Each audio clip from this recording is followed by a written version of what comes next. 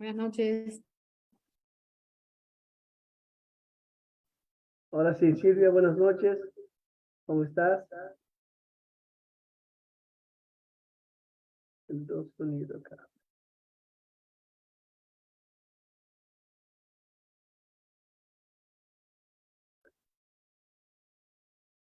Ahí. Buenas noches, pastor. Buenas noches, Silvia. ¿Cómo estás? ¿Todo bien? Me alegro.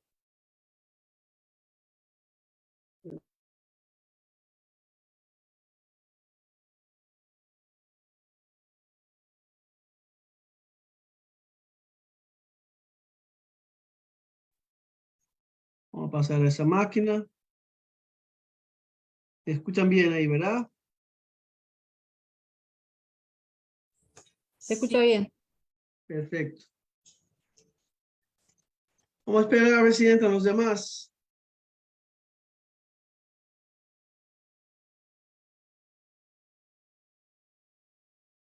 A quien teníamos acá, déjame ver. Para Freddy Marcelo.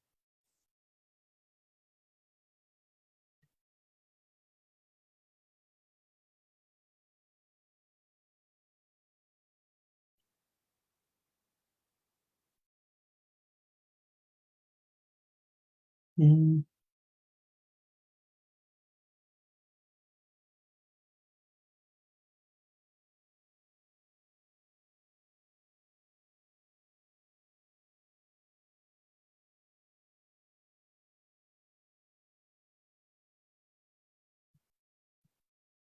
Esperamos unos minutos a ver si entran los demás hermanos y ya empezamos.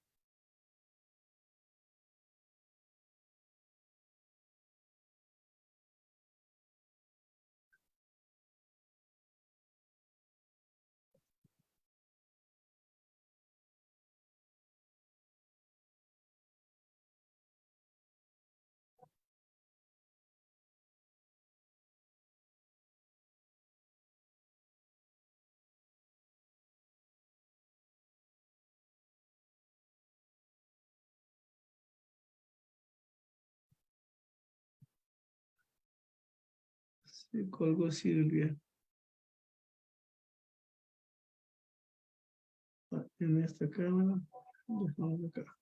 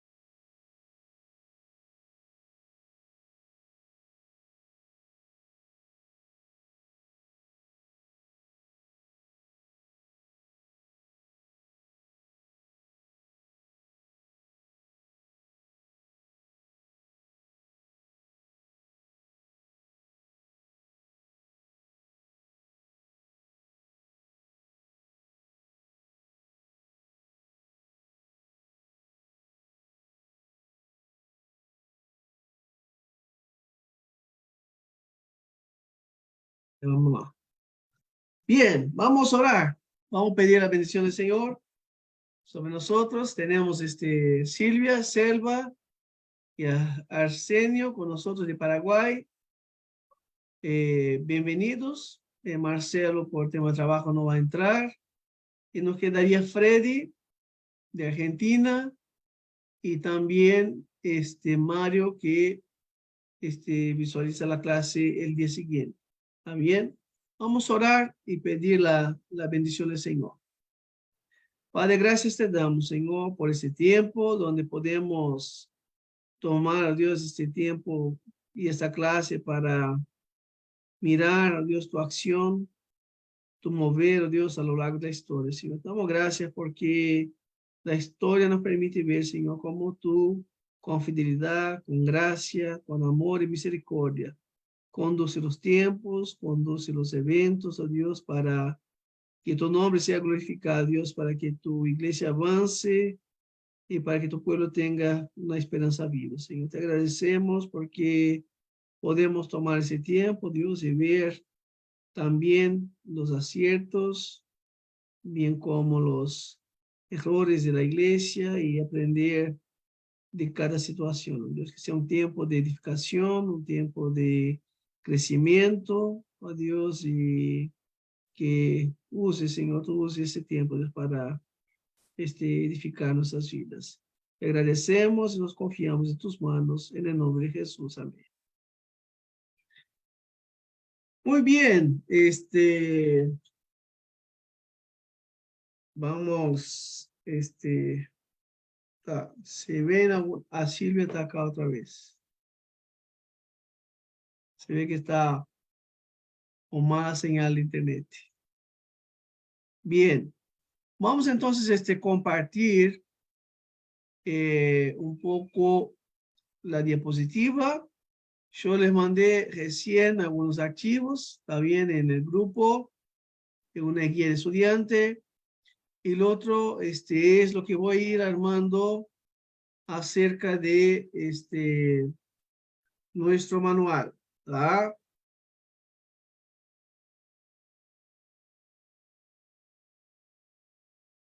Perfecto. Y cualquier duda, cualquier consulta que pueda tener, a las órdenes, levante sus manos ahí. Y si ven alguna cosa en el chat del grupo, me avisan, ¿tá? Así no me distraigo que puede ser que alguien le pregunte a ustedes allá que están esperando para entrar o alguna cosa más. Bien, vamos a compartir la diapositiva. Déjame ver acá, bien, esta misma.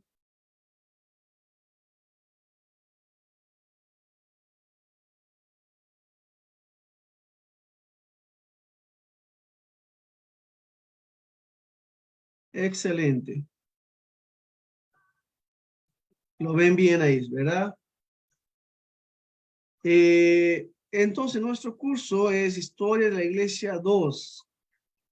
2 porque ya hemos tenido Historia de la Iglesia 1, pero como cubrimos periodo de tiempo, bien, no se hace complicado a un estudiante mirar estos periodos, aunque no haya visto los anteriores, porque nos enfocamos y ciertamente tenemos que constantemente volver a repetir algunos eventos de los periodos anteriores. ¿Tá?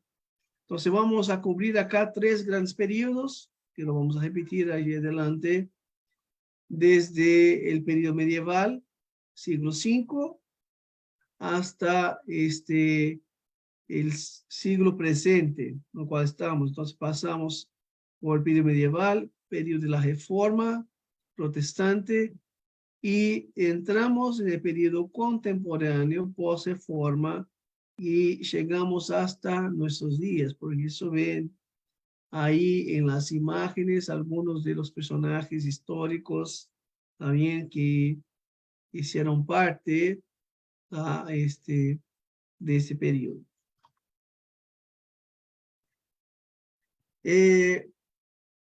Déjenme mover eso acá. Ahí va.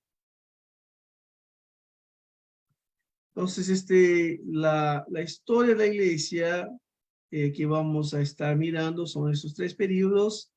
El periodo medieval vamos a cubrir el siglo IV. ¿Está bien? Porque vamos a hacer un breve repaso hoy.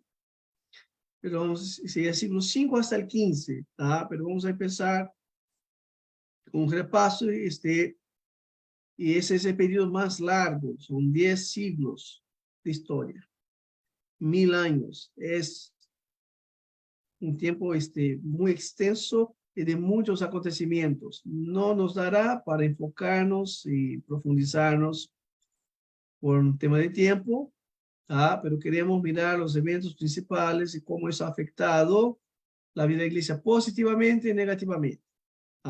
Por más que el periodo de la iglesia medieval se ha llamado el periodo de las tinieblas, de la oscuridad, cosas importantes y positivas también pasaron en ese tiempo. No fueron solamente cosas malas que sucedieron. Por eso queremos poder visualizar ese tiempo y aprender las lecciones que podemos sacar de ese periodo. Llegaremos al segundo periodo, que es el periodo de la Iglesia Reformada, que ciertamente para nosotros que somos parte de una iglesia reformada es un periodo importantísimo. Lamentablemente, muchos de los que se dicen reformados saben muy poco de la historia. Bien, y si le pregunta a algunos, lo máximo que van a decir, las 95 tesis, bien, de Lutero, el 31 de octubre de 1517, pero muchos no sabrán decir más que eso, y algunos de ellos siquiera. ¿Está bien? Entonces, es importante que sepamos los motivos por los cuales la iglesia tuvo que pasar por una reforma, cuáles fueron los movimientos que sucedieron, cuáles son las implicaciones tanto para el tiempo de aquellos días, cuanto para el tiempo de esos días. Entonces ahí vamos a mirar siglo XVI y siglo XVII, ¿tá? Y después ahí ya entraremos en el periodo de la iglesia moderna o contemporánea, que sería la iglesia de nuestros días, hasta nuestros días.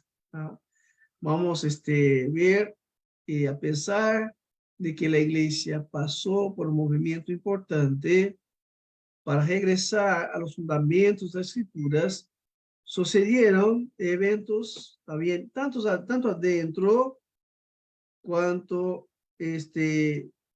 afuera de la iglesia, que han influido para afectar a la iglesia. De hecho, nosotros miramos nuestro tiempo y vemos la ensalada rusa que es la iglesia.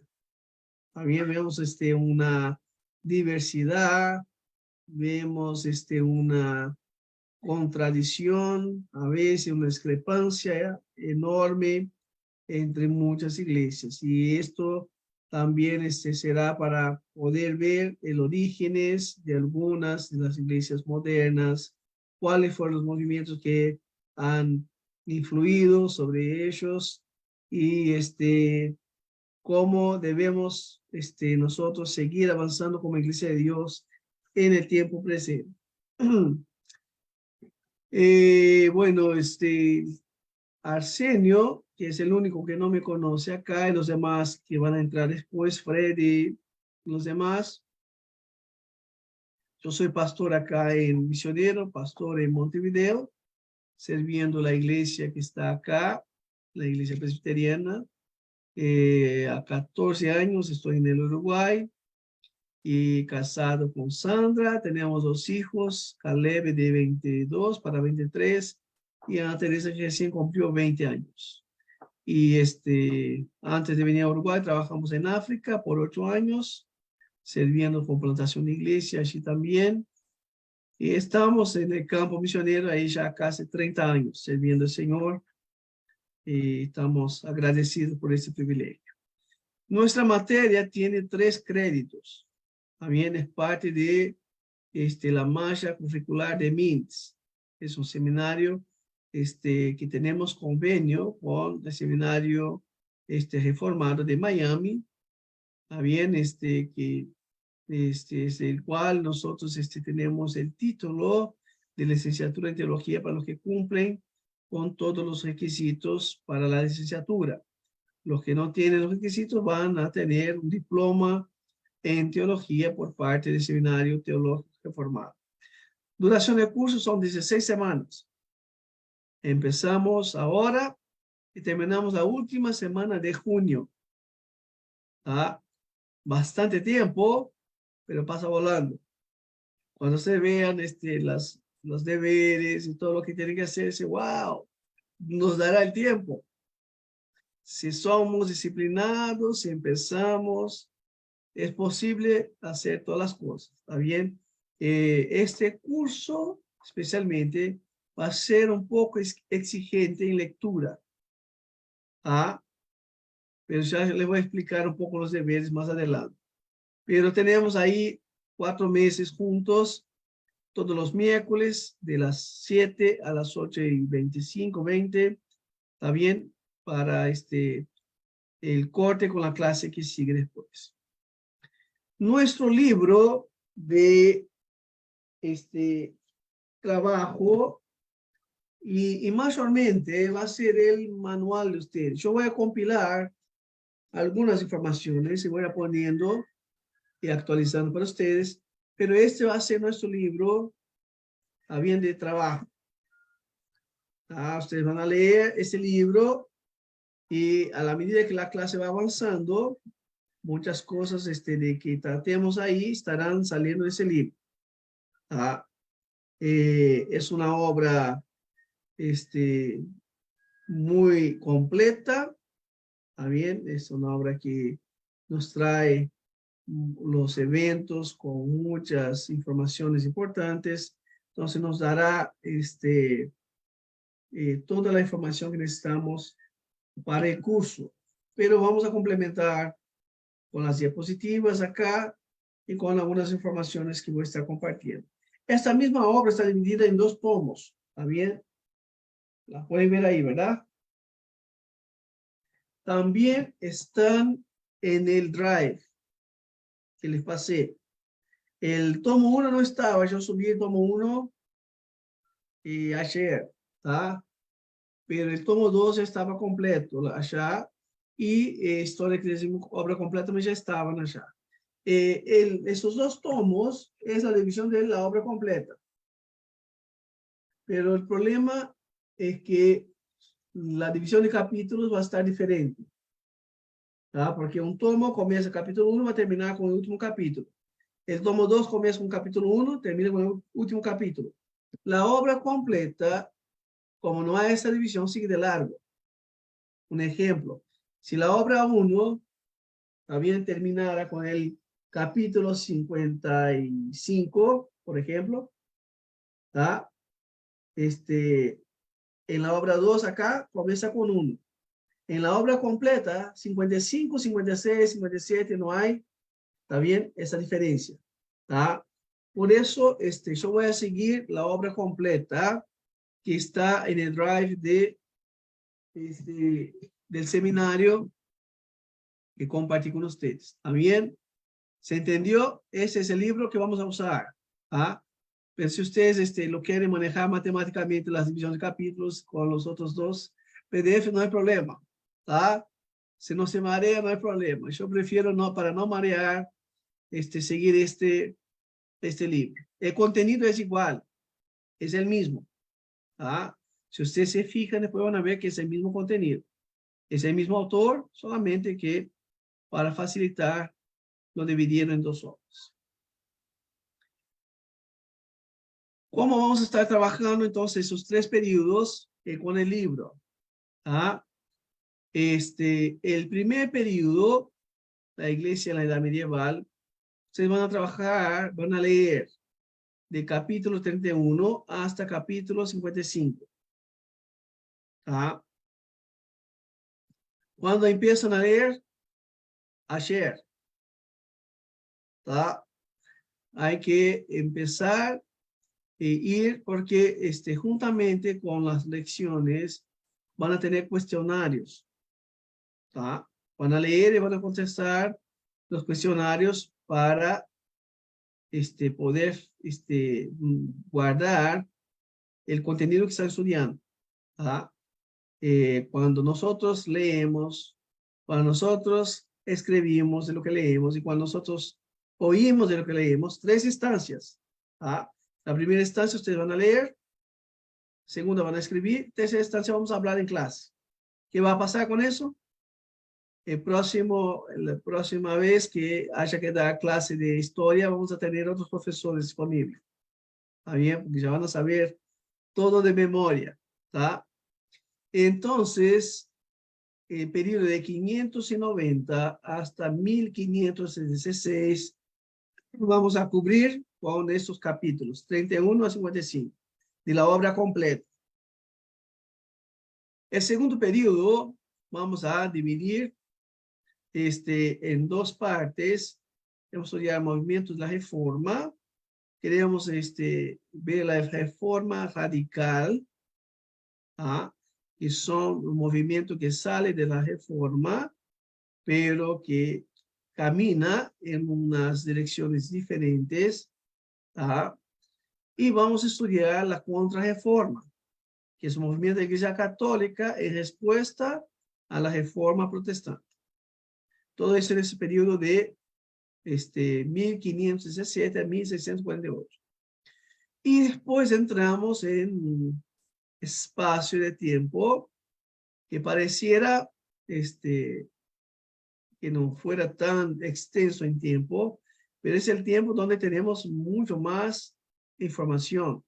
Entonces no vamos a lograr a contemplar todo lo que es la historia de la iglesia contemporánea. Entonces vamos a tratar ahí de ver eventos puntuales, específicos en clase, pero ustedes van a estar estudiando en el libro mayormente todo el periodo, ¿ah? De lo que está en el libro de Justo González. Justo tampoco va a poner todo lo que sucedió. Hay otras cosas que otros autores tratan que él no trata. ¿Está bien? Porque es un universo de información. ¿Tá? Hay que acordarse que desde el periodo de la Reforma, con la invención de la imprenta, se abunda mucho más información. ¿Tá? Y por eso poder estudiar se hace a veces difícil. Pudiéramos fácilmente dividir historia de la iglesia en 4 cursos, ¿tá? Pero o 3, o 3 más o menos ahí para dividir los tiempos. Pero para que nuestro curso de licenciatura no se haga tan largo, bien, hemos decidido dividirlo en 2 tomos solamente. Bien, evaluación del curso. 25% es la asistencia a las clases. Solo estar presente en las clases ya uno garantiza 25% de la nota. ¿Está bien? Por eso, esforzarse para participar de la clase. Lectura del libro y contestar a cuestionarios o los cuestionarios, también lo puse en singular porque como es un libro, es un cuestionario, pero que se trata de todo el libro, está dividido en partes. 35%, noten que tiene un peso grande. ¿Por qué? En ese curso no habrá informe de lectura y no habrá un proyecto, ¿está bien? Final, como lo hacemos en otros cursos. ¿Por qué? Porque vamos a tener más lecturas y cuestionarios. Entonces, esto va a suplir estas 2 partes. ¿Está bien? Porque la idea es que ustedes puedan, ahí, historia es leer, es guardar información. ¿Está bien? Entonces, pudiéramos trabajar con proyectos también de curso, ¿tá? Pero sería demasiada información, demasiado trabajo. Entonces, la idea es suprimir dos tareas que se hacen, que sería informe de lectura y el proyecto final, pero están incluidos en esta tarea enorme que es lectura del libro y contestar los cuestionarios. ¿Tá? Entonces, tenemos 4 meses de clases y tendrían que leer alrededor de 15 a 20 páginas por día de lunes a viernes. ¿Tá? Para llegar 15, 20 páginas por, por día no es mucha cosa. Se llegan a hacer 20 páginas, 100 páginas en una semana. ¿Está bien? Entonces, los que toman mate o tereré, como Arsenio, van a la hora de tereré el mate, el librito. Se van al baño, no llevan el celular, llevan el libro. ¿Está bien? Y tratar de aprovechar el tiempo para la lectura. Ah, sí, Silvia, puede hablar. Tiene mano levantada, Silvia. Sí, ¿hay que leer la obra completa o lo que correspondería No, al tomo nosotros, 2, verdad? nosotros vamos a trabajar desde el capítulo, déjeme volver acá, 31. Ah, sí, perdón, sí. Desde el capítulo Ok, 31 hasta el capítulo 11. Los 30 primeros capítulos no, ok, ¿verdad? Que es parte de la iglesia antigua. Vamos a trabajar de edad medieval hasta iglesia contemporánea. bien. ¿Ah? Por eso yo digo que es mucho para leer. Pero si ustedes siguen el plan, ¿está bien? De leer 15, 20 páginas por día. Son letras grandes. Si ustedes abrieron el archivo para ver, son muchas páginas, pero son letras grandes. No es un libro con letras de hormiga. ¿Tá? Entonces, al final van a ver que rinde. A las 20 páginas por día rinde para terminar en 4 meses. ¿Tá? Bien. Voy a pasar también algunos videos para que vayan visualizando. Son videos cortos, de 10 minutos. ¿Ah? Que están relacionados con el curso. No siempre son videos hechos por gente cristiana. ¿Ah? Está tratando de darnos una perspectiva de ese periodo. Nosotros después, cuando en clase trabajamos, vamos a trabajar perspectiva cristiana. ¿Ah? Y ahí, pero ciertamente a veces puede ser que ustedes identifique que la persona le hace una crítica a la iglesia, ¿ah? Pero no se ofenda con el historiador, ¿tá? Porque muchas veces no son creyentes los que hacen los videos, pero hablan de los eventos, mencionan los eventos y juntamente a veces les dan su opinión. Entonces, si en algún momento el video dice algo en contra de la iglesia, no se ofendan, ¿tá? Traten de entender que el evangelio es ofensivo para los incrédulos muchas veces. ¿Tá? Y por último, vamos a tener un examen final al fin de curso, que serán 10 preguntas de elegir la mejor respuesta, múltiple opción, como siempre lo hacemos en online. Yo preparo y les voy a mandar el enlace para que lo hagan. No van a tener que contestar todas las preguntas del cuestionario en el examen. Pero si ustedes no contestan todas las preguntas del cuestionario, ¿está bien? Cuando vayan a hacer el examen, yo les digo, bueno, estudien estas 50 preguntas. De las 50 voy a sacar 10. ¿Ah? Si ustedes ya respondieron las preguntas y estudiaron, el examen va a ser una papa, como siempre. ¿Ah? Yo trato de hacer el examen siempre accesible para que los alumnos puedan sacar 10. ¿Ah? A veces una preguntita, otra tramposa, para ver si están atentos. Y a veces tropiezan porque no leen con cuidado, lo leen muy rápido y a veces pasa. ¿Tá? Selva ya sabe, está acostumbrada, ¿tá? Pero siempre pregunta, a ver qué está acá, hay una trampa acá, ¿tá? Pero a veces es para ver si están atentos, pero mayormente todos mis cursos, la gente que hace y sigue las indicaciones lo salvan muy bien, ¿tá? No es nunca para reprobar, ¿está bien? Yo les animo a seguir la lectura para no después entreverarse o estancarse, después se desanima. Y si se anima, ¿qué hacen? Abandonan el curso. ¿Está bien? Entonces traten de armar ahí una disciplina, ¿está bien? 10 páginas, 20 páginas, a 2 minutos por página, media hora del día. ¿Ah? Una media hora del día les será suficiente para poder trabajar el libro. ¿Ah? Perdón, no era para pasar todavía. A demitir acá, estaba esperando eso. Está entrando Freddy. Perfecto. ¿Alguna pregunta? Sí, yo tenía una pregunta. Sí.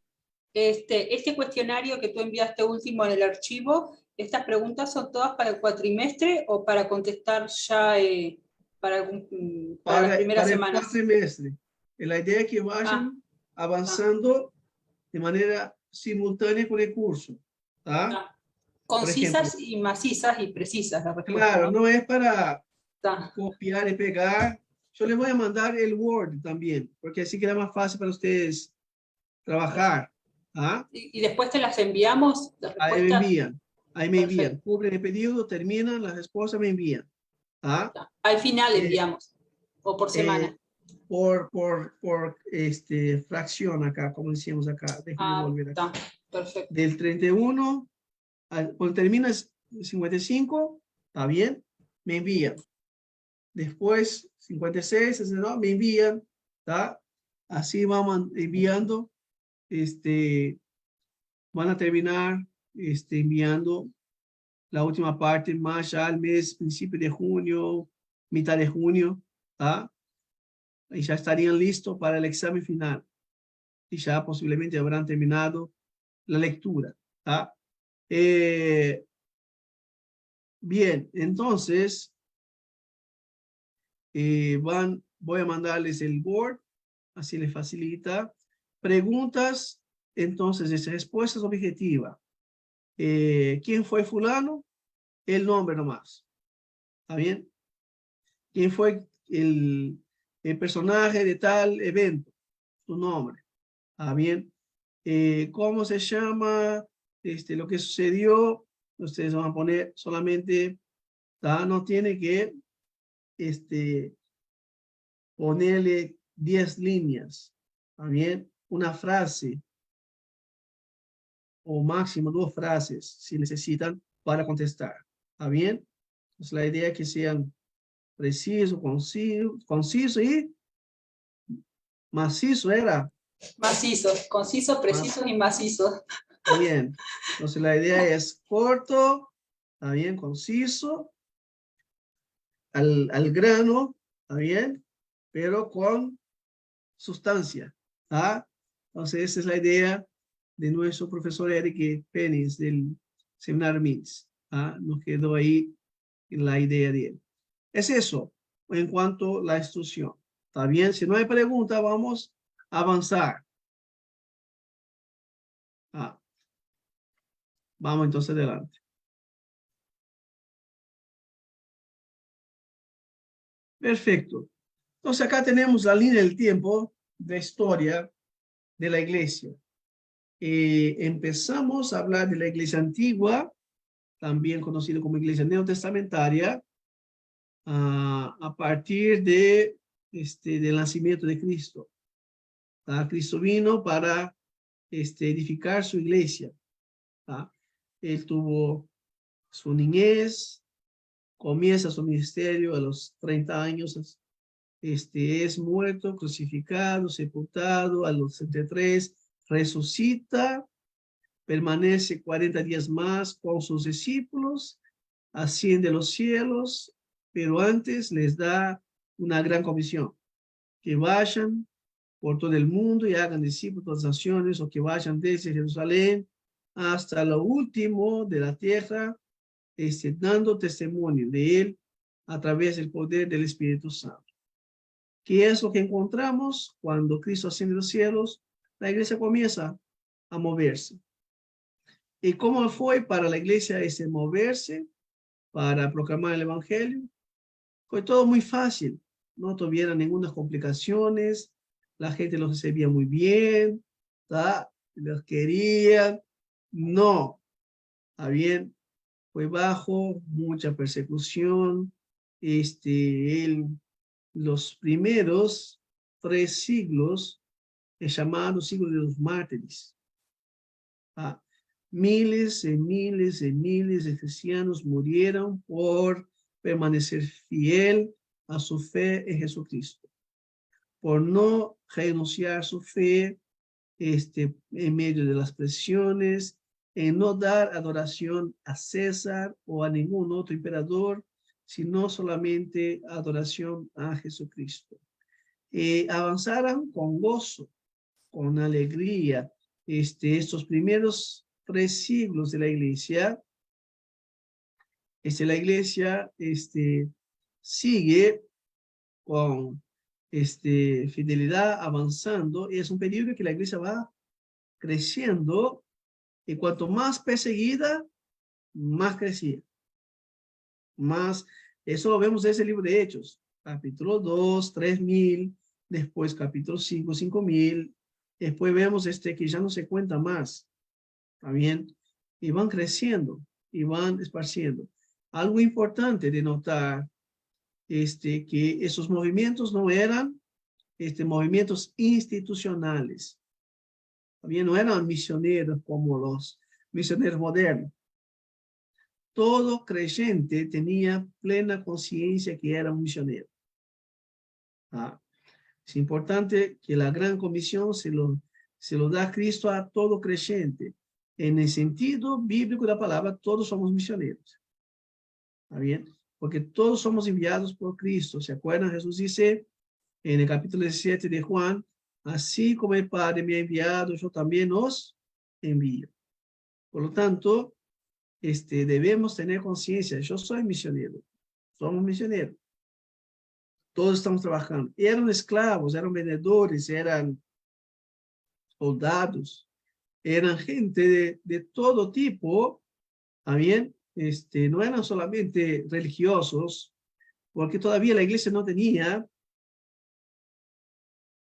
esta carga institucional que va a tener a partir también del 4º siglo en adelante, cuando se viene el papado, también la iglesia pasa a tener un potestad en medio de la sociedad, pero hasta el siglo III, perdón, hasta el siglo IV, también a principio del siglo IV, la iglesia era perseguida.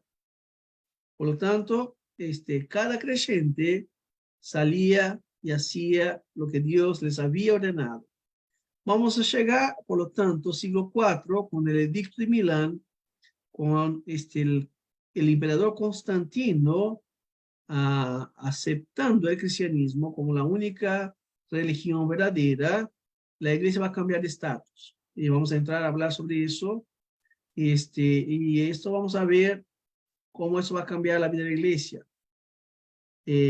Lo que pareciera bueno se convierte en problema para la iglesia. A ver, esa relación iglesia-estado va a traer algunos beneficios, pero algunos prejuicios para la iglesia. Y esto va a avanzar hasta el siglo XVI. Y la iglesia tiene diferentes periodos ahí, ¿ah? Y hasta llegar a un periodo de decadencia, donde pasamos, por eso vamos a tener tres periodos: la iglesia medieval temprano, también periodo temprano, periodo de la alta edad media y el periodo de la baja edad media. Entonces, la idea es el comienzo, un ascenso y un descenso, una decadencia, ¿tá? Y va a ser el periodo pre-reforma, que será, por lo tanto, seguido por un movimiento llamado Reforma Protestante, que algunos historiadores dicen que después del evento de Pentecostés es el evento más importante de la vida de la historia de la iglesia. Es el evento más importante de la historia de la iglesia o en la vida de la iglesia. Es el momento donde Dios mueve su iglesia para volver a sus fundamentos. Por lo tanto, tenemos este periodo que va a ser esencial para la vida de la iglesia y va a repercutir hasta los días de hoy. ¿Ah? Lo que sucede en ese tiempo, lo que se hace ahí, es un divisor importante entre la iglesia sana y la iglesia falsa, entre la iglesia verdadera y entre la iglesia falsa, entre una iglesia sana y una iglesia llena de herejía. ¿Ah? Pero la reforma tuvo también su apogeo, su tiempo más alto, y después tenemos tiempos que la iglesia va a enfrentar diferentes momentos, algunos que perseveran, algunos que permanecen en los principios de reforma y otros que se van. Y las divisiones se van multiplicando cada vez más hasta llegar los días de hoy, donde la idea de iglesia como denominación, como un cuerpo, se va perdiendo. Hay muchas iglesias independientes, hay muchos ministerios independientes, hay mucho poder autocentrado en pocas personas. Se va del poder también centrado en el Papa, también. Después venimos a pedir la reforma, la pluralidad de líderes, que era lo que encontramos en el libro de Hechos, pero volvemos a este tiempo donde el poder está centrado en las manos de algunos. Antes de seguir, ¿tá? Voy a ponerle un video. Les pido que tomen apuntes, ¿tá? Y me dicen después los comentarios, ¿va? A ver si les sale audio. Si no sale audio, tengo que cambiar. ¿Se escucha? No, no se escucha. No se escucha. Bien. No tengo que cambiar acá. Espera.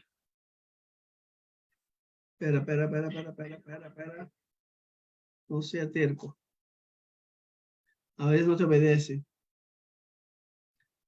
Déjeme poner acá, debe ser con PowerPoint con computer audio. A ver si con esto me deja.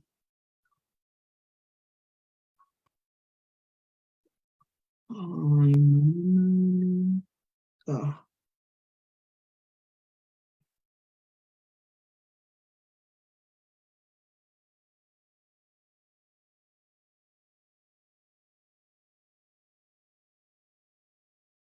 Ahora,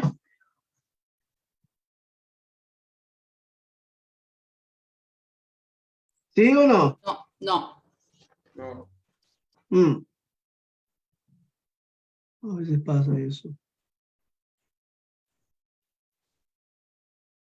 Tenía una. Share sound. Ah, encontré. Vamos a ver ahora. Me avisan, ¿está? Muy breve. Ahora El sí. Imperio Romano fue ¿Sí? Sí. Bien. el tercer periodo de la antigua civilización romana. El primer periodo fue la monarquía y el segundo la república. Repasemos muy brevemente el origen de Roma. Según la tradición romana, el origen de Roma se remonta a los hermanos gemelos Rómulo y Remo, que de bebés fueron amamantados por la loba Capitolina. Más tarde, Rómulo mató a Remo y fundaría la ciudad de Roma sobre el monte Palatino, convirtiéndose en su primer rey. La forma política de Roma será la monarquía hasta que fue expulsado el último rey, Tarquinio el Soberbio. Después de la expulsión del monarca se creó un senado permanente que decidió abolir la monarquía, convirtiendo a Roma en una república. Durante la etapa republicana, su principal competidora fue la ciudad púnica de Cartago. Las guerras púnicas llevaron a Roma a salir de sus fronteras naturales, en la península itálica, y a adquirir poco a poco nuevos dominios que debía administrar, como Sicilia, Cerdeña, Córcega, Hispania y Liria. Fue en ese momento, al comienzo mismo de la República, cuando las conocidas siglas SPQR, Senatus Populus Quae Romanus, algo así como el Senado y el pueblo romano, se convirtieron en el símbolo de Roma. Roma se hizo con el control de la cuenca mediterránea. Los dominios se hicieron tan extensos que pronto fueron difícilmente gobernables por un senado incapaz de moverse de la capital ni de tomar decisiones con rapidez. Así fue como surgieron personajes ambiciosos como el general Julio César, quien no solo amplió los dominios de Roma conquistando la Galia, sino que desafió la autoridad del Senado romano y reveló la importancia que tenía poseer la autoridad sobre las tropas para obtener rédito político. Tras la guerra civil que lo enfrentó a Pompeyo y al Senado, César se había erigido en mandatario absoluto de Roma y se había hecho nombrar Dictator Perpetuus. Tal osadía no agradó a los miembros más conservadores del Senado romano que conspiraron contra él y lo asesinaron durante los idus de marzo, dentro del propio Senado, lo que suponía el restablecimiento de la República, cuyo retorno sin embargo sería efímero. El precedente no pasó desapercibido para el joven hijo adoptivo de César, Octavio, quien se convirtió años más tarde en el primer emperador de Roma, tras derrotar en el campo de batalla primero a los asesinos de César y más tarde a su antiguo aliado, Marco Antonio, unido a la reina Cleopatra de Egipto, en una ambiciosa alianza para conquistar Roma. A su regreso a Roma, el poder de Octavio fue enorme, tanto como lo fue la influencia sobre sus legiones. En el año 27 a.C. se estableció una ficción de normalidad política en Roma, otorgando a Augusto por parte del Senado el título de Imperator Caesar Augustus. El título de emperador, que significa vencedor en la batalla, lo convertía en comandante de todos los ejércitos. Formalmente nunca aceptó el poder absoluto, aunque de hecho lo ejerció. Aseguró su poder manteniendo un frágil equilibrio entre la apariencia republicana y la realidad de una monarquía dinástica. Los primeros emperadores desde Augusto hasta la muerte de Nerón, es decir, entre el 27 a.C. y el 68 después de Cristo, formaron la dinastía Julio-Claudia. El reinado de Nerón se asocia comúnmente a la tiranía y a la extravagancia. Se lo recuerda por una serie de ejecuciones sistemáticas, incluyendo la de su propia madre y sobre todo por la creencia generalizada de que mientras Roma ardía en un gran incendio, él lo contemplaba desde la distancia tocando la lira. Tras el periodo del 68 al 69, el año de los 4 emperadores, dio paso a la dinastía Flavia. A los Flavios le sucedieron la dinastía de los Antoninos, que trajeron la época dorada. En esta época, a lo largo del siglo II, el imperio alcanza su máximo esplendor. Destacar la figura del emperador Trajano, nacido en Hispania. Fue el primer emperador romano nacido en una provincia de Roma. Fue un gobernante eficaz y querido por su pueblo. Bajo su reinado el imperio alcanzó su máxima expansión. El último de los llamados 5 buenos emperadores de la dinastía antonina fue Marco Aurelio, al que le sucedió su hijo natural Cómodo, con el que reaparecerían muchos de los problemas previamente presentes en cuanto a sucesiones e inestabilidad. Tras el asesinato de Cómodo por su guardia pretoriana, el imperio se sumió en una época de confrontación civil, tras la que asumió el trono Septimio Severo, quien instauró la dinastía Severa, que termina con Alejandro Severo. Después entramos en lo que se conoce con la crisis del siglo III, un periodo de 50 años de duración. Es un periodo de profunda crisis, durante el cual se producen fuertes presiones de los pueblos exteriores y una fuerte crisis política, económica y social en el interior del imperio. Tras una fase de anarquía militar en el que la seguridad y la unidad del imperio se habían visto gravemente comprometidas, Diferentes emperadores de origen ilírico y danubiano lograron reunificar el imperio y sentar las bases para restablecer la situación. Esta crisis se estabiliza con el ascenso de Diocleciano, que llevó a cabo un importante programa de reformas. El emperador Diocleciano comprendió que el imperio era demasiado vasto para gobernarlo en circunstancias tan graves y decidió trocearlo. Esta época es conocida como la tetrarquía, o gobierno de 4. Implicaba que el gobierno del imperio se repartía geográficamente entre 4 gobernantes. Este sistema fue útil mientras estuvo al mando, pero colapsó en el momento en que éste abdicó. La gran persecución de Diocleciano fue la última y quizá la más sangrienta persecución de cristianos en el Imperio Romano. El sistema de la tetrarquía desembocó en una lucha entre gobernantes en la que solo podía quedar un emperador. Este fue Constantino el Grande, legalizador de la religión cristiana por medio del Edicto de Milán en el año 313. Convocó el primer concilio ecuménico universal en Nicea, en el año 325. En este concilio se unifican los dogmas y se sientan las bases del credo oficial. Se considera que esto fue esencial para la expansión de esta religión. Constantino fue el primer emperador cristiano. En esta etapa se produce el traslado de la capitalidad del imperio a la antigua ciudad de Bizancio, reconstruida y ampliada por decisión del emperador que pasó a denominarse Constantinopla. El imperio poco a poco fue entrando en declive. El emperador Teodosio I hizo de la religión católica la religión oficial del imperio. Tras su muerte, en el año 395, llega por fin la división administrativa del Imperio Romano en 2 mitades repartidas entre sus 2 hijos. Arcadio recibió el Imperio de Oriente y Honorio recibió el de Occidente.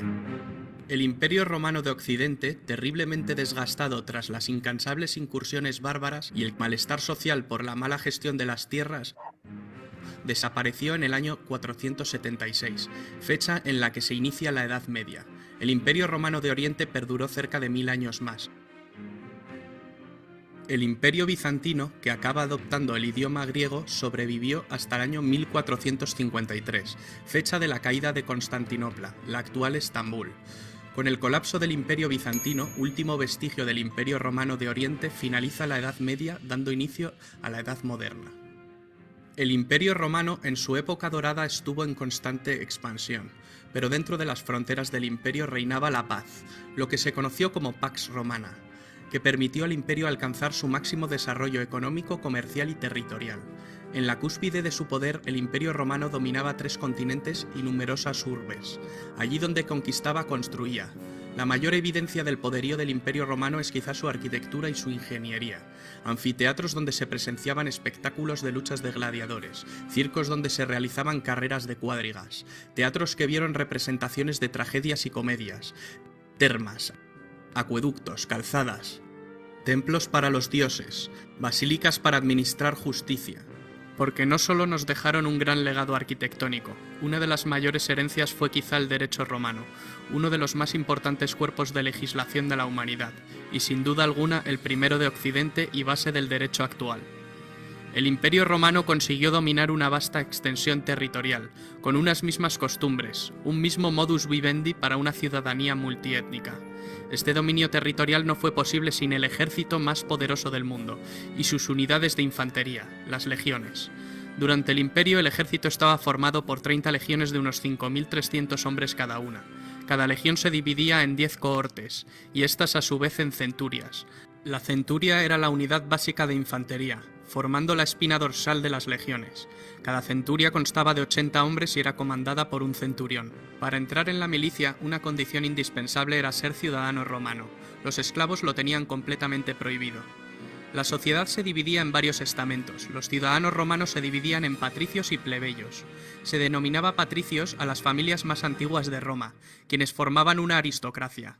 Poseían privilegios. Al principio estas familias componían el grueso del Senado. Poco a poco, la descendencia de estas grandes familias fue desapareciendo.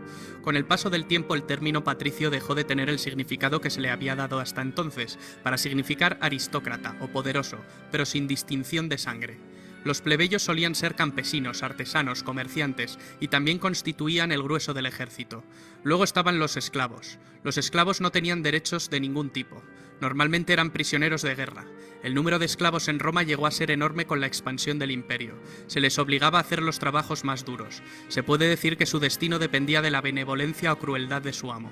Muchos de estos esclavos eran utilizados para satisfacer las ansias de diversión del emperador y del pueblo. Los esclavos podían ganar su libertad de diversos modos. A los esclavos liberados se les llamaba libertos.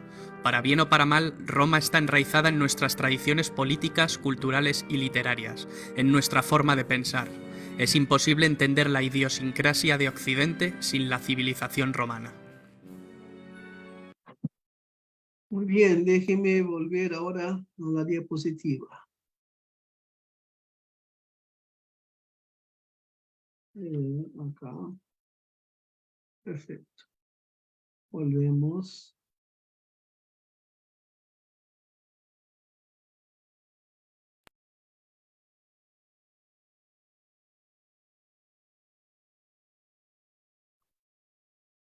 Perfecto, ahí va. Bien. Entonces, hermanos, llegamos, después de tener ese pantallazo del Imperio Romano, ¿está bien? Hemos visto desde el comienzo hasta su caída, ¿está bien? Aunque el video trata de mostrarnos los legados que hemos recibido del Imperio Romano, pero la idea es ver que ese imperio tiene un comienzo y tiene un final, ¿está bien? El final del Imperio Romano es lo que vamos a estar mirando, lo que es el periodo medieval de la iglesia, ¿tá? O el periodo de la media. Entonces, antes vamos a hacer un repaso un poco para ubicarnos en la historia antes de lleguemos a visualizar más adelante en el curso medieval. Entonces, para facilitar la administración del imperio, ya durante el periodo de Teodosio, se dividió el imperio en dos partes. Lo que nos vimos en el video, la cuenca del Mediterráneo, también ustedes lo ven, cómo creció el imperio. ¿Tá? Déjenme buscar un mouse acá. Acá. ¿Tá? Entonces, todo esto es, por eso dice acá que el Imperio Romano abarcaba 3 continentes: Europa, Asia y África. ¿Tá? Entonces, los 3 continentes. Pero se hacía muy difícil poder administrar todo. Entonces, el occidente estaba la capital Roma, y donde tenía su sede, y Constantinopla tenía también un segundo puesto de gobierno para tratar de administrar este vasto imperio. ¿Tá? Y lo que notamos con Constantino es que Constantino mueve la capital de Roma a Constantinopla, que lleva su nombre. Era algo común de los emperadores dar nombre a las ciudades tras sus propios nombres. Y aquí va a ser también el lugar donde la iglesia va a poder gozar de sus primeros privilegios como iglesia imperial. Pero la iglesia, volviendo acá un poquito, a la medida que el imperio avanzaba y crecía, la iglesia crecía y avanzaba con el imperio, a pesar de las persecuciones. Las persecuciones, hermanos, eran puntuales, no eran una persecución global al mismo tiempo. ¿Ah? Entonces, habían a veces, por ejemplo, el tiempo de Nerón mencionó ahí persecución en Roma. ¿Ah? Pues había persecución en otras partes del imperio, ¿ah? Que se daban de manera puntual. Por eso no era algo que se daba simultáneo en todo lugar al mismo tiempo. Constantino, por lo tanto, es el que se convierte al cristianismo. Algunos preguntan si realmente se convirtió o no. Dice la historia que Constantino, en una de sus batallas, él era pagano, adorador del sol, invictus, pero que en una de sus batallas él vio en el cielo la señal de una cruz. Y tras esa señal, pasado Ya, un tiempo él va a tener un sueño donde él ve este símbolo que es dos letras del alfabeto griego, la J, la J y la Pi, que son dos letras del nombre de Christos. ¿Está bien? Christos. Entonces, él, al ver, a tener esa visión, ese sueño, Constantino entiende que esta es la religión verdadera. Por lo tanto, la adopta y va a tratar de oficializar esta religión como siendo la religión del Estado, del imperio. Por eso el edicto de Milán cesa toda persecución contra la iglesia pasa ahora a gozar del favor del Estado. Es la iglesia católica, porque hasta entonces era la única iglesia que existía. Y esta iglesia todavía no tenía una gran influencia en el mundo, como pasará a tener a partir de ahora. A partir de ese momento de que pasa a gozar del favor del imperio, en un primer momento Constantino es tanto el emperador de político, pero también interfiere en la iglesia. Él está en los concilios. Se acuerdan que en ese periodo tenemos todos los concilios, el de Nicea, el de Constantinopla, el de Éfeso, para discutir sobre las doctrinas más importantes acerca de la persona de Cristo, su humanidad, su divinidad. Es el periodo donde se levantan grandes herejías como el gnosticismo, arrianismo, y todos estos, nestorianismo, que se estudia en la primera parte de la historia. Y esos concilios vinieron para refutar, rechazar todas esas herejías, pero en un primer momento el emperador tenía una influencia grande sobre la iglesia, pero pasado ese momento va a tener un cambio. La iglesia va a tener una influencia enorme en la política. Por lo tanto, los papas son los que van a tener influencia en aquellos que son reyes y que ocupan el poder.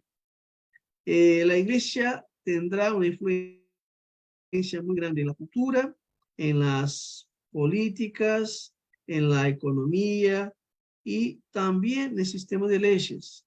También por eso se da un tiempo donde la iglesia tiene potestad de mandar cualquiera que sea un enemigo de la iglesia, la Inquisición, cobrar impuestos de la gente. Por lo tanto, la iglesia va a tener mucho poder en este periodo que pasa por Constantino. Los cristianos salen de ser un pequeño grupo para ser un grupo dominante.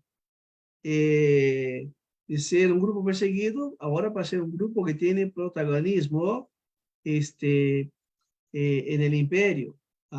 Entonces, la iglesia estaba esparcida por todo el imperio, teniendo sus iglesias principales, Jerusalén, Antioquía, Alejandría, Constantinopla, Roma.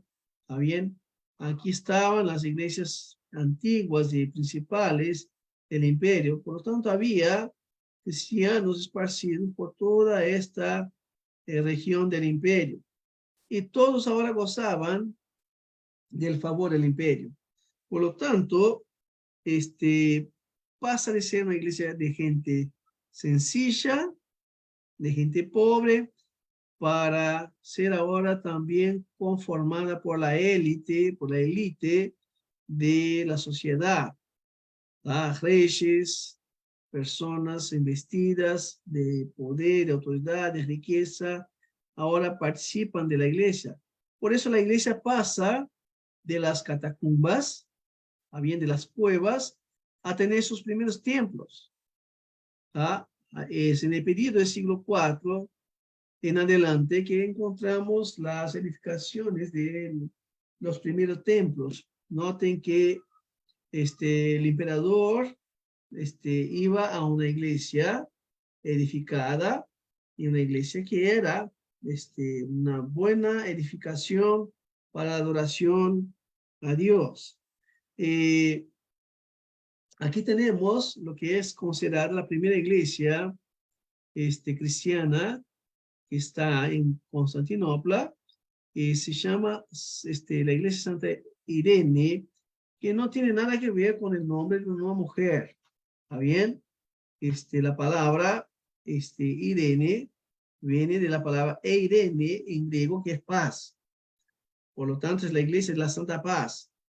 ¿Ah? Esta iglesia fue destruida, después fue reconstruida en el siglo V, pues el siglo VI otra vez es reconstruida. ¿Ah? Aquí, a partir del siglo VI, va a pasar a tener ataques de los musulmanes. También vamos a tener acá el nacimiento de Mahoma, el crecimiento, la expansión del Islam, y por lo tanto la iglesia va a sufrir persecución, ataques por parte de los islámicos, no más ahora por parte del imperio. Después tenemos lo que viene a ser la primera mega iglesia, que es llamada la iglesia de Santa Sofía. Otra vez, no es el nombre de una mujer. La palabra Sofía en griego es palabra para sabiduría. La iglesia de Santa Sabiduría, edificada en el año de 360 por Constancio, ¿tá? Y fue la catedral de la iglesia ortodoxa, ¿está bien? Desde el año 577 hasta 1453.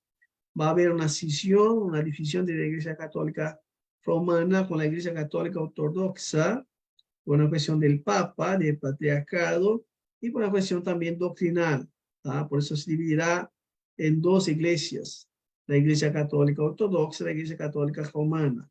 Pero ese es el primer templo que se hizo como mega templo, que a partir de 1453, con la conquista de los otomanos, de los turcos, de los islámicos, ella se convirtió en mezquita.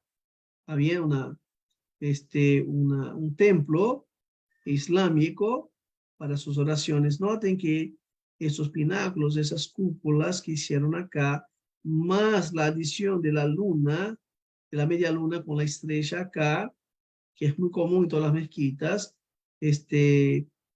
muestra que la iglesia cristiana ahora fue transformada en una mezquita. En el año 1935, con el gobierno determina que ese lugar que fue cristiano y fue también islámico se convirtiera en un museo para contar la historia de las civilizaciones antiguas, y quedó como museo hasta 2020.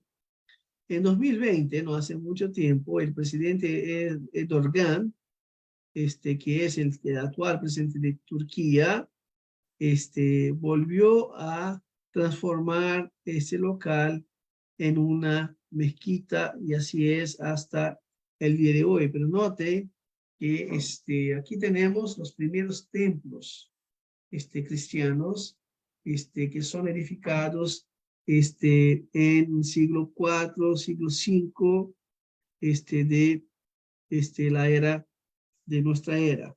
Los cultos pasan de ser secretos, bien escondidos y reprimidos, a ser celebrados públicamente en sus propios edificios. Entonces, algunos puntos a destacar en ese periodo, hermanos. Se levantaron teólogos eminentes. ¿Tá? Algunos de ellos ya estudiamos el periodo anterior, pero solo para repasar. 4, llamada la Edad de Oro, y 4 grandes teólogos se destacan en ese periodo, 2 de ellos como académicos, estudiosos, y 2 de ellos como predicadores. Ambrosio de Milán fue el que tuvo una influencia muy grande sobre la vida de Agustín y su conversión, Agustín de Hipona. Era obispo de Milán, y era conocido por ser muy valiente en la predicación del evangelio, en confrontar el emperador Teodosio en aquellos días por la injusticia, por la maldad contra el pueblo. Por lo tanto, él fue exilado, fue muerto, martirizado. También tenemos a Juan Crisóstomo, que es otro grande predicador, conocido como Boca de Oro. También a causa de su predicación profética, fue también exilado y murió en el exilio. El tercero que tenemos ahí es Jerónimo de Estridón, uno de los académicos, el que tradujo la Biblia del hebreo y del griego al latín, lo que nosotros conocemos como la Vulgata, ¿está bien?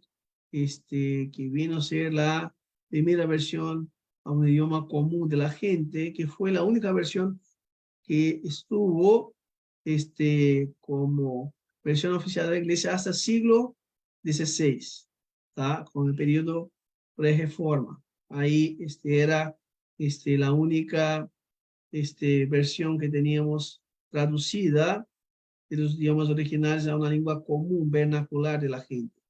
Pues tenemos el que es considerado el gran teólogo de todos los tiempos, también en la historia, que es Agustín de Hipona, quien quedó conocido como el doctor de la gracia. Agustín, ya en ese tiempo, de cuarto y quinto siglo, trata de sistematizar las doctrinas de la gracia. Cuando nosotros miramos los escritos de Calvino, vemos que Calvino siempre menciona a Agustín. ¿Está bien? Y tanto Calvino y Agustín se apoyan en Pablo y Pablo se apoya en Cristo. ¿Está bien? Por lo tanto, ¿qué es lo que tratan de hacer los siervos de Dios? Tratan de preservar y transmitir la doctrina bíblica. Por lo tanto, Agustín de Hipona va a confrontar a un gran oponente llamado Pelagio, un monje inglés que se levanta en sus días para afirmar que el hombre no estaba muerto en sus delitos y pecado y que el hombre era capaz, por tanto, de hacer algo bien, algo bueno para ayudar en su salvación. Y Agustín confronta mostrando que no se trataba de una herejía porque el hombre estaba muerto en sus delitos y pecados, incapaz de hacer cualquier bien para su propia salvación. Por lo tanto, en ese periodo, estos cuatro hombres tuvieron una gran influencia en la vida de la iglesia. También, es un periodo de invasiones extranjeras y de misiones simultáneamente. Estaban los pueblos originales llamados de germánicos y eran pueblos vecinos al imperio romano. ¿Está bien? Llamados de godos, visigodos, ostrogodos, que todos de origen germánica. Teníamos al norte de África los vándalos, teníamos al norte del continente europeo los anglosajones, teníamos ahí al norte de Roma los francos, teníamos al este, a ver si me escuchan, ahí me escuchan, ¿verdad? Están por ahí, ¿verdad? Sí, sí, sí. No se durmieron. Bien. Al este teníamos los hunos asiáticos que venían, habían de lejos. Acá pueden visualizar. Habían los godos, los visigodos, los anglosajones, otros godos y acá los hunos. Los asiáticos. ¿Qué pasó en ese tiempo? Esta gente comienza a romper con las fronteras del Imperio Romano. ¿Se acuerdan que las dinastías peleaban por el poder? Y al tiempo se fueron debilitando. Y los pueblos vecinos se fortalecieron y fueron adentrando hasta conquistar en el año 476, derribar que debería ser el Imperio Romano. Constantinopla permanece hasta el año de 1453. pero a partir de acá el gobierno de Roma va a caer bajo las manos de los pueblos llamados de bárbaros, ¿está bien? Todos esos pueblos que no hablaban de latín, y a la semejanza que los judíos llamaban, los que no hablaban el idioma hebreo, llamaban de bárbaros, ¿está bien? Igualmente los romanos decían los bárbaros. Por lo tanto, este es un tiempo que políticamente Roma se debilita y va a caer.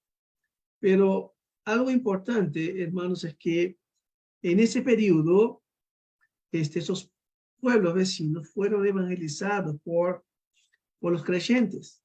Por lo tanto, cuando ellos vienen y conquistan el Imperio Romano, ellos no persiguen a los cristianos. ¿Por qué? Porque muchos de ellos ya eran cristianos. Algunos venían de un cristianismo herético, como arriano, ¿está bien? Porque no recibieron el evangelio completo. Pero más tarde, con el crecimiento de la iglesia, ellos van a comprender el evangelio trinitario. ¿Tá? También, a ver cuánto tiempo tengo. Tengo 3 minutos para ir terminando. También fue un periodo de surgimiento del papado. Como decía, la iglesia fue fortaleciendo y creciendo, y los obispos, las autoridades, reclamaban para ellos más poder, más autoridad, y comienzan a reclamar lo que vendría a ser la sucesión del que viene a ser el patriarcal, la iglesia, el papado. Es decir, que Pedro había sido mal interpretando Mateo 16, 17, 19, donde Cristo dice que Él es la roca, que la iglesia sería edificada sobre Él. Ellos dicen que la roca allí es Pedro. Y Pedro y Pablo, al morir en Roma, habían dejado la sucesión apostólica a los patriarcas de la iglesia, a los papas. Y esto tiene que ver con el primer papa, que va a ser acá, León I, ¿tá? En siglo V, 440 a 461, vivió este papa. Y León I es el primer que va a ser reconocido como el papa en el sentido pleno de la palabra.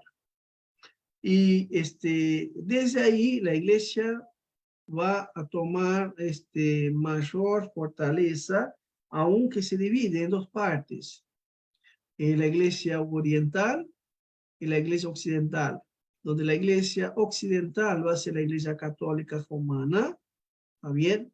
Y la iglesia oriental quedará bajo los patriarcados de Constantinopla. En ese periodo, hermanos, también había por parte de algunos un deseo de un mayor crecimiento, de una vida más santa. Era un periodo con sus altos y bajos, como siempre ha sido. Y entonces, en ese periodo nacen los monasterios, nacen los movimientos monásticos, personas que abandonan toda la vida de la ciudad para aislarse en el campo, en el desierto, también tomando también las palabras de Cristo, el joven rico, vende todo lo que tiene y da a los pobres y sigan. Por lo tanto, ellos comienzan a salir, ¿tá? Y es un periodo que comienza con el movimiento monástico personal y se torna más adelante en un movimiento comunitario. ¿Está bien? Entonces vamos a tener las órdenes monásticas, los movimientos monásticos que vamos a estudiar, que van a nacer. ¿Tá? Aquí tenemos algunos que vivían en desiertos, algunos que vivían en cuevas, y es conocido también como movimientos ascéticos, también la gente que se castigaba a sí mismo, ¿está bien?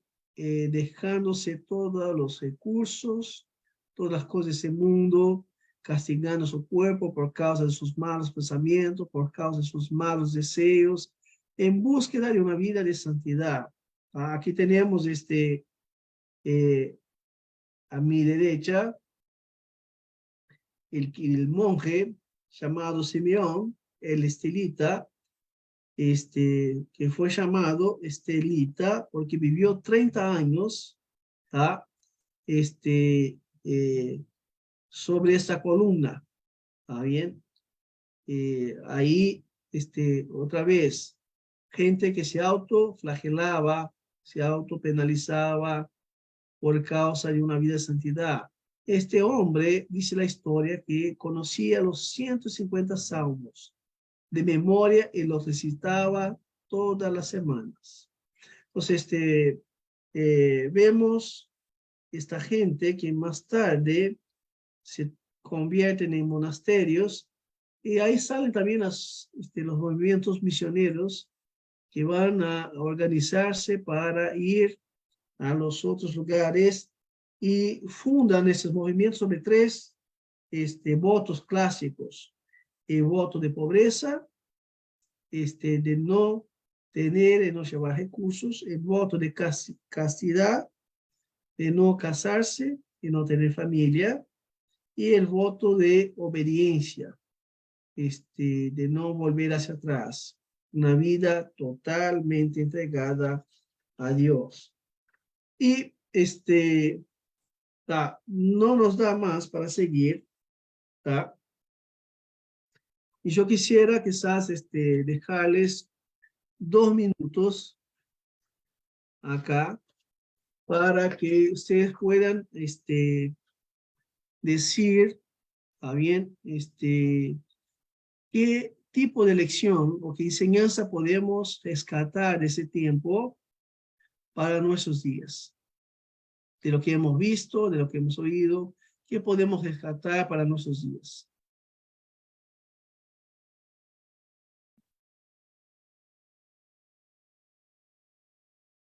¿Qué les parece?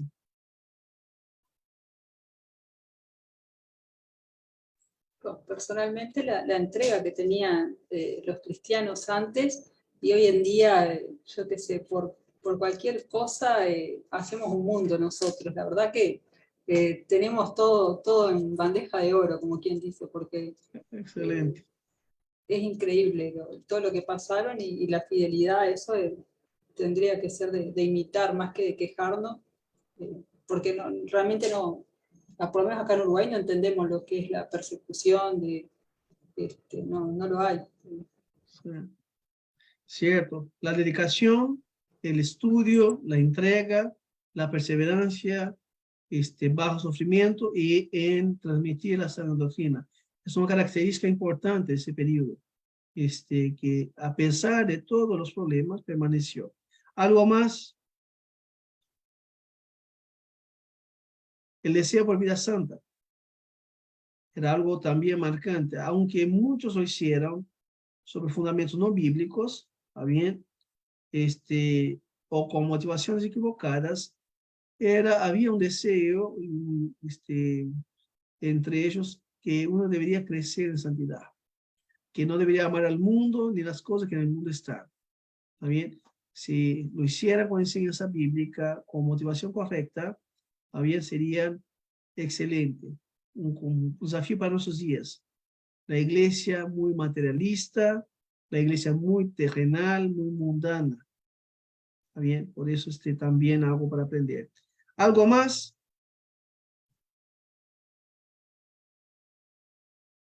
¿Qué les parece sobre el movimiento misionero?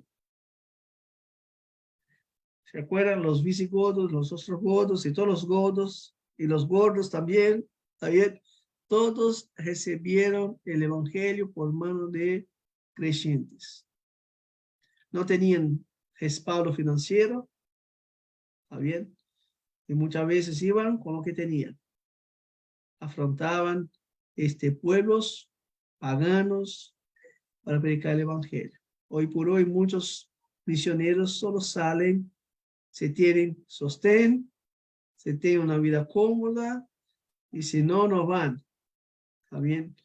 O también, por otro lado, algunos dicen, yo no tengo llamado misionero, eso no es para mí, es solo para una clase especial. Todo creyente en aquel tiempo tenía esa conciencia y iba a todos lugares. Y por último, para terminar, también la unión de iglesia con Estado. Es un problema que lo vamos a estudiar más adelante ahora, que se va a aumentar y va a traer consecuencias duras. Son potestades diferentes. ¿También? Y esto no debería suceder, que la iglesia y la política se unen. ¿También? Cada uno tiene que cuidar de su área. La iglesia de Dios cuida de las cosas de Dios. Las autoridades políticas cuidan del Estado, de las cosas del Estado. La iglesia ora por las autoridades, la iglesia advierte las autoridades con la palabra de Dios, pero la iglesia no interviene. Ahí, también, permanece fiel, obediencia primaria a Dios. Tampoco le cede el púlpito de la iglesia para los políticos.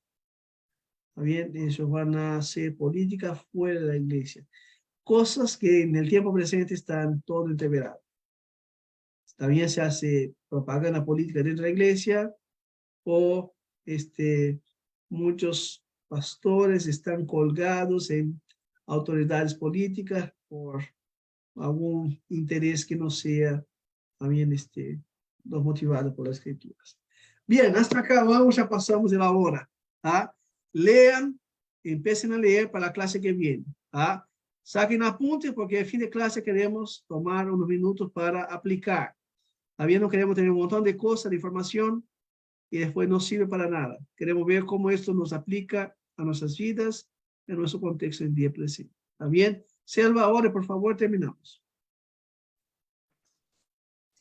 Señor, te damos gracias por esta clase, gracias Señor por lo que estamos aprendiendo. Te pedimos Señor que podamos poner en práctica todo esto, Señor, que estamos aprendiendo de la historia, Señor, que no solo quede en conocimiento, sino que lo podamos aplicar a nuestras vidas, Señor, para transformar, Señor, las realidades, Señor, de cómo estamos viviendo nosotros el cristianismo hoy en día. Te damos gracias por los compañeros, gracias por la vida del profesor. Encomendamos todas tus manos en el nombre de Jesús. Amén. Amén. Amén. Bien, hermanos, colgamos acá, cortamos esta transmisión. Ustedes que siguen, los que siguen con Plantación de Iglesia, entran otra vez, ¿está? Nos vemos, muchas bendiciones. Y buen Bendiciones. estudio.